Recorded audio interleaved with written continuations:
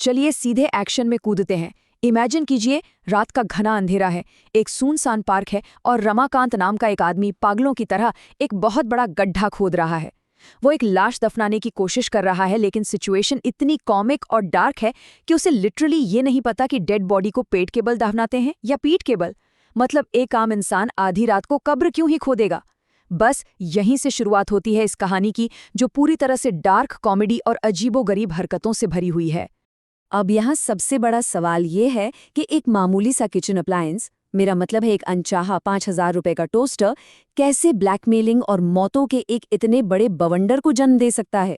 इस एक्सप्लेनर का पूरा फोकस इसी बात को डिकोड करना है कि कैसे छोटे छोटे बिल्कुल बेतुके फैसले एक मैसिव बटरफ्लाई इफेक्ट क्रिएट करते हैं। मतलब एक छोटी सी चिंगारी और देखते ही देखते पूरी तबाही। कहानी को समझने के लिए हमें इन दो बिल्कुल अलग किरदारों को देखना होगा। एक तरफ है रमाकांत।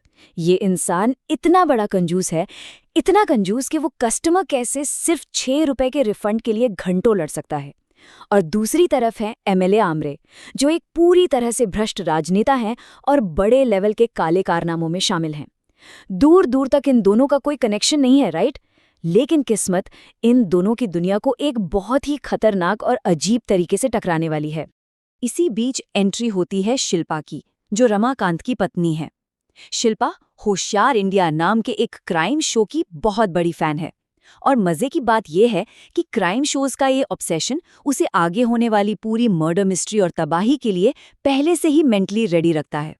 उसे अपने पति की हर सस्ती चाल का पता है, इसलिए वो हर चीज को शक की नजर से ही देखती है। अब जरा इस टोस्टर के सफर को देखते हैं, जो किसी रोलर कोस्टर से कम नहीं है। ये शुरू होता है एक मजबूरी में दिए गए शादी के तोहफे से। शादी टूट जाती है तो ये तोहफा एक अनाथालय को दान कर दिया जाता है। लेकिन हमारा रमाकांत भाई वो पैसों के लिए इतना पागल है कि रात के अंधेरे में जाके अनाथालय से अपना टोस्टर वापस चुरा लाता है। कोई ऐसा करता है क्या? और फिर पुलिस से बचने के चक्कर में वो इसे अपनी मकान मालकिन मिसेस डिसूजा के घर में छुपा देता है। यहीं पर एक बहुत ही दिलचस्प सिनेमाई कॉन्सेप्ट आता है, जिसे मैकगफिन कहते हैं। मतलब एक ऐसी चीज जो पूरी कहानी को ड्राइव करती है। हमारा ये टोस्टर ऑफिशियली एक मैकगफिन तब बन जाता है जब ग्लेन नाम का एक नशेड़ी लड़का एमएलए आमरे के घर से एक सीक्रेट मेमोरी कार्ड चुरा लेता है। वो आमरे को ब्लैकमेल करना चाहता है, लेकिन घबराहट में वो उस बेहद अहम मेमोरी कार्ड को उसी नए टोस्टर के अंदर डाल देता है जो रमाकांत ने वहां छुपाया था। बस अब वो मामूली टोस्टर एक बेहद कीमती और खतरनाक चीज बन चुका है। अब रमाकांत को तो अपना रिफंड चाहिए। उसकी टोस्टर वापस पाने की कोशिशें लिटरली हंसा हंसा कर पागल कर देती हैं। वो रात में बुर्का पहनकर टोस्टर लेने जाता है। वहां ग्लेन से उसकी हाथापाई हो जाती है और इसी धक्का मुक्की में ग्लेन गलती से बिल्डिंग से नीचे गिरकर मर जाता है। लेकिन रमाकांत का फोकस देखिए, वो अगले दिन टोस्टर वापस करने दुकान पहुंच जाता है और वहां उसे रिफंड देने से मना कर दिया जाता है, क्योंकि लड़ाई में टोस्टर पर खरोच आ गई थी। मतलब इंसान की जान चली गई, लेकिन भाई को अभी भी रिफंड की ही टेंशन है। और ये चीज हमें दिखाती है कि कैसे सिचुएशन पूरी तरह से आउट ऑफ कंट्रोल हो रही है। जैसे जैसे रमाकांत रिफंड के पीछे भागता है, लाशों का ढेर अजीबोगरीब और अनलकी तरीके से बढ़ने लगता है। पहले ग्लेन की माँ मिसेस डिसूजा की बाथरूम में मौत हो जाती है, फिर ग्लेन छत से गिर जाता है और फिर गुड्डू भाई नाम के एक आदमी का मर्डर हो जाता है।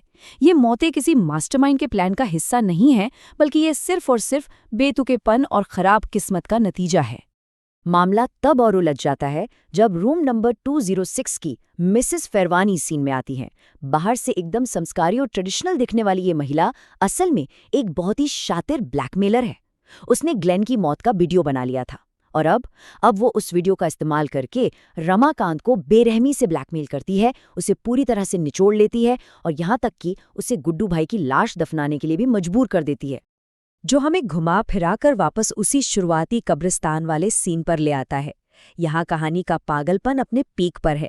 जिस इंस्पेक्टर बाडू को मिसेस फेरवानी ने कथित तौर पर मार डाला था और जिसे रमाकांत दफना रहा था, वो अचानक कब्र से जिंदा बाहर आ जाता है, एकदम फिल्मी स्टाइल में। और बाहर आते ही वो उस मेमोरी कार्ड की डिमांड करने लगता है, जिससे एमएलए आमरे का राज खुल सकता है।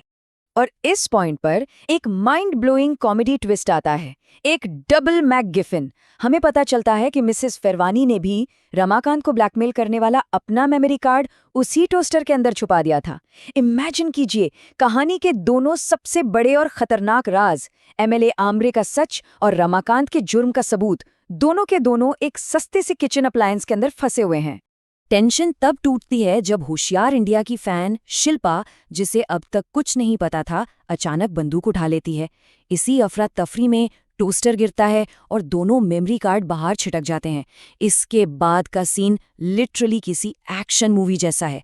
मिसेस फेरवानी इंस्पेक्टर को गोली मार देती है और फिर शिल्पा और रमाकांत के साथ भयंकर हाथापाई करते हुए खुद रेलिंग से नीचे गिरकर मारी जाती है।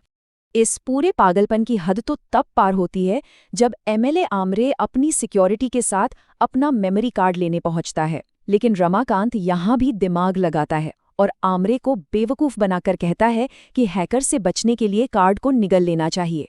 आमरे जल्दबाजी में एक मेमोरी कार्ड निगल भी लेता है, लेकिन सबसे फनी बात, वो आमरे का नहीं, रमाकांत के जुर्म वाला कार्ड था।